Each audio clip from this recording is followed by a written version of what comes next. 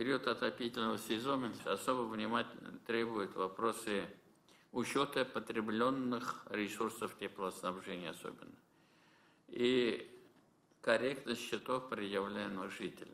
Коммунальная тема сегодня стала главной на республиканском заседании правительства. С 1 декабря прошлого года по всей стране в среднем на 9% были повышены тарифы на жилищно-коммунальные услуги. В зимних счет-фактурах, которые уже пришли татарстанцам, изменились сумма за воду, газ, свет, тепло и вывоз мусора. Жители республики уже стали получать квитанции за декабрь по новым тарифам.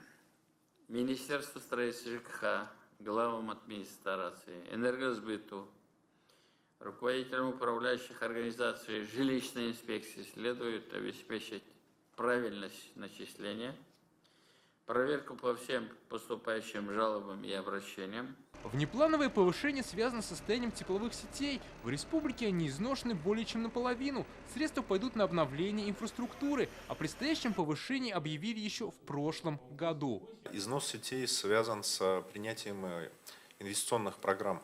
Вот конкретно, например, если взять Казань, мы в этом году приняли беспрецедентное решение о том, чтобы утвердить инвестиционную программу Казанского водоканала по восстановлению сетей канализации в первую очередь. Потому что те количество аварий, которые мы видим, несчастные случаи, которые возникают, мы просто вынуждены ситуацию менять. С учетом специфики инфраструктуры городов и районов везде суммы разные. Самый заметный рост 10-12% в Казани и еще 29 муниципалитетах. Они сейчас на экране. В одних повышение связано со строительством очистных сооружений, в других с тратами на энергию в домах с электроплитами.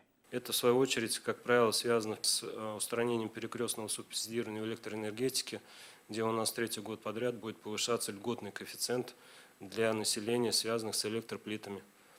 Количество населения достаточно невысоко в этом, но у них процент получается порядка 11,5%, поэтому мы вынуждены были применить индекс дополнительные 3% к 9 установленным, для того, чтобы соблюсти это правило, которое установлено федеральным законодательством. Как отмечают эксперты, татарстанцы должны внимательно изучить платежки. Если сумма выросла более чем на 10% по сравнению с прошлым отопительным сезоном, то нужно обжаловать начисления. Для этого нужно обратиться в управляющую компанию или госжилинспекцию.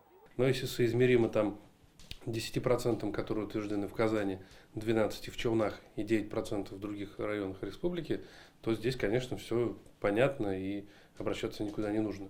Но в основном определенно большая оплата это связано с отоплением, потому что у нас не все дома сегодня оборудованы узлом погодного регулирования. Если надзорные органы проводят проверку и выявляют нарушения, то, конечно, управляющая компания привлекается к административной ответственности и выдается предписание на устранение нарушений, и управляющая компания это воспринимает как произведение перерасчета, возврат излишней начисленной платы. Из-за дополнительного повышения в декабре в этом году ежегодной июльской индексации не будет. Ближайший рост тарифа произойдет только через 1,5 года, летом 2024-го. Социально незащищенные категории граждан получат льготы по оплате жилищно-коммунальных услуг. В Татарстане более полумиллиона федеральных и региональных льготников. Это ветераны Великой Отечественной войны, инвалиды и многодетные семьи. В зависимости от категории они получат субсидии от 30 до 50%. Также гражданам полагается компенсация, если их расходы на оплату ЖКХ превышают 1/5 часть общего семейного дохода. Министерству труда, занятости и социальной защиты необходимо обеспечить своевременную выплату субсидий через подразделение Республиканского центра материальной помощи по месту жительства. Большая работа, 9% у нас идет плюс, потребление тепла значительно выросло. За все это надо платить.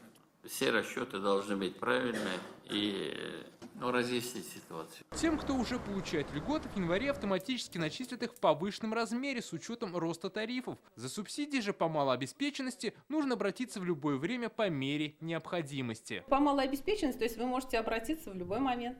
Нет такой даты, то есть в январе, феврале. У вас ведь платеж в феврале уже будет другой. Вы в январе, например, допустим, вас полмесяца не было, вы отсутствовали, у вас не было потребления воды, соответственно, платеж общий будет совершенно другой. И у вас, может быть, не превысит региональный вот этот вот стандарт 21%. А если, допустим, у вас был большой объем потребления в каком-то месяце, вот, ну, допустим, в связи, может быть, к вам приехало большое количество в январе родственников и так далее, конечно же, вы превысите 21%, этот порог, и, соответственно, имеете право претендовать на субсидию по малой обеспеченности. Чтобы оформить субсидию, нужно подать заявление в органы соцзащиты или сделать это через портал госуслуг. Дмитрий, Ирина, Лисан Саитова, Игорь Романов, ТНВ, Казань.